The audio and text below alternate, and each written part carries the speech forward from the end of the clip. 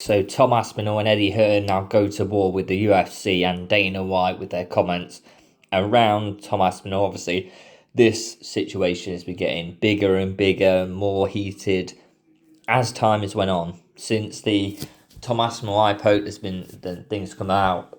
Dana sort of saying some comments which were taken by Tom and I would say myself and the public as quite bad after an eye poke in a fight. And then signing for Eddie Hearn, Tom Aspinall signing for Eddie Hearn as his manager, as and when Conor Benn signs for Dana White and Zuffa Boxing, away from Eddie Hearn, who had clearly defended him and got his career back on track post the drug test situation that Conor Benn had. And this has all took another step now from an Eddie Hearn interview where he asked Dana White to release Tom Aspinall from his contract with the UFC, which is just, another push into, Tom Aspinall doesn't want to fight for you anymore. He doesn't want to be with the UFC. Release him, because there are plenty, and what Eddie's saying, there's plenty of opportunities where Tom can be paid way more outside the UFC now than he could within the UFC. And yes, this is all a bit of a tit for tat with the Conor Benn situation. Then he signs Tom Aspinall and manages him, which is sort of a go back and fire back from Eddie. And definitely is. They can say all they like. It's happened. It literally is a situation. Conor Benn's been signed, and then Eddie signs Tom Aspinall. It's clearly a time where who is a bit annoyed with Dana White at current, and clearly Tom was after the iPod comments that Dana made post the fight. It's sort of an easy win for Eddie Hearn to get him signed and sort of fire back at Dana. Let's go into I'll show you the video now of Eddie Hearn saying about the contract release thing and see it for yourself. Dana White to release Tom Aspinall from his UFC contract. And I will guarantee Dana White in writing that I will pay Tom Aspinall a minimum, probably 5 times more, but a minimum of 3 times more what Dana White is paying him. That Dana White should be happy for Tom Aspinall, who is extremely unhappy. And let him fight under a boxing banner as opposed to an MMA? Look, not even a boxing banner. I mean, listen, the situation with Tom is, and he is under contract with the UFC, but unfortunately for him, he has signed a contract which is one of the worst, most grossly underpaid athletes I've ever seen. Post this, obviously, Dana White's been asked about this now to comment on this interview and on the comments from Eddie Hearn, and he has done post his fight night with Zuffa Boxing in Bournemouth. He has commented on this fight, and I'll put up some clips in a minute of what Dana White said. And I'll put them up now just so you can understand what he said. Absolutely. And Eddie Hearn's been talking again this week. He says he won't let Tom Aspinall fight under the current terms of his UFC contract. He signed a management contract with him. What's your response to that? You said they want him released, right? Okay, you release Bam Rodriguez then. Sounds pretty stupid, doesn't it? If Eddie's refusing to allow him to fight the winner of Pereira Gone, does that change how you're going to match the winner next week? I don't know. Well, let's see who wins. Let's see how the fight plays out. Let's see how it all happens. I mean, if Eddie's not going to let his fighter fight, what are you going to do? You can't make anybody fight. You can't force anybody to fight. You have to want to fight. And look, you can see Dana White is saying, look, we'd still work with Tom, but look, Eddie Hearn clearly getting on a bit on his nerves, to be honest, with them comments of, look, we're trying to work with Tom. I'm not saying anything bad against Tom. Eddie Hearn they clearly don't get on. They're clearly very opposed, and they always have been. That's not a thing that is surprising to anyone at this point. But what do I think now? As you're going into the situation where you're asking Tom to be released, clearly I'm hoping Tom has allowed these comments to be made and Eddie Hearn hasn't just went out on an interview and said these, because that would be bad for Tom. But let's say Tom has. I fully expect he knows what Eddie Hearn's going to say and what they've discussed about what he's going to say in the public eye. Eddie Hearn isn't silly. He would have probably checked that with his fighter that he manages. Making his comments, do they really help Tom, or do they very much hinder? They damage him. they massively damaged Tom, and it's scary that, look, this back and forth with Eddie and Dana. Yes, it helps that situation where you're getting on Dana, you're attacking Dana in the media. You continue that. For an Eddie Hearn standpoint, it's brilliant. For a Tom standpoint, it's terrible. Look, he's got a signed contract with the UFC. It just causes the UFC to go, look, you clearly don't want to work with us. Your representative is clearly shown you do not want to work with us throughout the contract that you have got left with us, which, from what I can tell, it's 2 or 3 fights left on his contract. If it is that 2 or 3 fights, I mean, I don't know his contract ins and outs, and no one really does in the public eye. Okay, there's Dana White in the UFC and Eddie Hearn and all them guys who know his contract in and out. Look, from my point of view, 2 to 3 years, that could hang Tom keep him in a contract and keep him there and hold him there for at least 2 or 3 years. Easily. I don't know what his contract says, but I fully expect it says something around how many fights he has to be offered per year, and he decides if he takes them or not. But even if he takes them, he could only be offered, maybe, and I don't know this, but there'll be something in there where the UFC have to offer him, I have to offer you this many per year, or something around that sort of type of thing. They could easily offer him 1 fight a year, and I fully expect it's probably something like that. 1 fight a year, we have to offer you.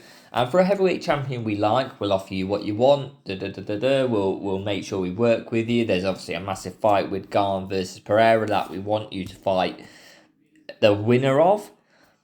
But with the eye poke situation where he is likely still going to be out for a little bit of time, at least I fully expect a late this year, if not more. It doesn't seem there's massive, oh yes, I'm coming back, we're all good now, the surgery's worked, it's brilliant. What it sounds like is these surgeries and things, it still isn't great. It still isn't to the place where he wants to fight or can fight. And that is a concern where actually Tom Aspinall's in a really dangerous position of going, the UFC could offer him a fight, and if he can't take it, they could strip him of the heavyweight title and give it to Pereira and Garn, which damages his position massively. And then, when he does want to come back in the UFC, which he's obliged to do with his contract still having, I don't know this, but looking online, 2 to 3 fights on his contract still left, he is obliged to fight them 2 or 3 fights. And the UFC could only offer him a fight a year. That could be, if he comes back late 2026, or maybe slightly, I fully expect it's going to be longer than that. So say 27. In 2027, he'd fight once, and then in 28, he'd fight once.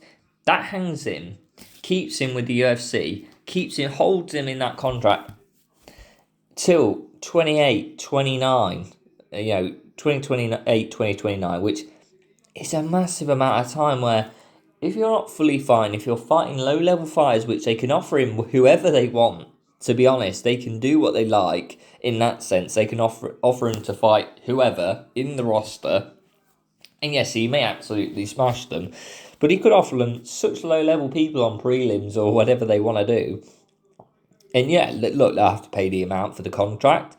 But would that damage Tom? Yes, of course it would damage Tom. And it would definitely send a message. And I fully expect this is part of the view by the UFC. It would send a massive message to other fighters who are looking to do the same.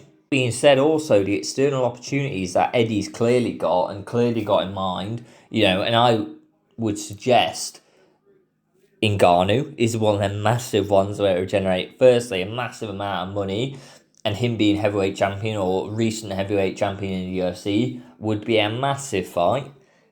Does Tom get that in 2028, 2029 when his contract actually lapses? And that's without any of these weird extensions that the UFC has in some of their contracts and whatever. I don't know what that is, but say it's 2-3 fights, 2028, 2029, around that time he gets released from his contract, he doesn't re-sign. What happens? Him fighting for 2 years, 2-3 fights against nobodies and then going into an Ngannou fight, does that really work? Don't think it does. I think commercially it massively hinders. The only reason that type of fight is available or likely now is Ngannou's waiting for a fight. Of course he is, because he's found trouble finding fights outside the UFC now since his boxing fights that he's had, and he lost against AJ. He's now had an MMA fight or a couple of MMA fights which haven't really piqued the interest of anyone in the public eye, or some people who are not like fully into MMA. You know, you're looking at like the people who are going to buy pay-per-views just for that one fight a year or 2-3 fights a year. It's not piqued the interest of the mainstream media or mainstream public, to be honest. And the fact is, Tom could go down the route where he's actually in trouble of having that lack of public eye and public perception, and looking at them big fights, and everyone wants to make them because there's a massive amount of money behind them, to being sat for 2-3 years fighting nobodies and then trying to do the same. I believe after 2-3 years people will waver. People will think, Tom Aspinall, well, yeah, he was big back in the day, he's back 2-3 years ago, he's massive, but he's fought nobody since. And Ngannou, he's going to be sat there for 2-3 years doing what? You know, because has he really got any fights lined up? I think there's no massive fights, at least. Nowhere near the level of Tom Aspinall or Fury or AJ coming up. So it causes a right problem for Tom, where this hasn't been a smart move, where he's down to his last fight on his contract, and look, he's got one already lined up, and then he comes out with these comments as he's about to fight, and then you go, right, he's going to come off this contract. He's putting the feelers out to external places, and Ngannou, boxing, etc. And then he can move into that. I think this has happened way too early. I think this is all to do with the feud between Eddie Hearn and Dana, rather than the benefit of Tom Aspinall.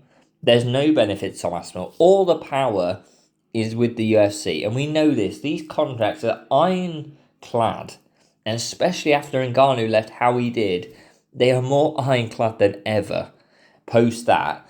And Tom has signed. And looking at the data, looking at what's online, and this might not be fully correct, but he has 2-3 fights left on his contract with the UFC, which could hold him up for a massive amount of time, especially when you're looking at public perception to get you massive fights like in boxing against Ngannou outside the UFC. My opinion is this is massively damaged for Tom, and we will see massive repercussions of this in the near future from the UFC. And I think this will very much show that, look, fighters need to be smart, that you need to know, look, the power is with the UFC on these contracts, and you need to be careful what your manager says, what you say publicly as well. You've got to play it smart to get out of these contracts and get out with a reputation where you can use that externally to get massive money. But let me know what you think in the comments down below. Like and subscribe, and I'll see you next time.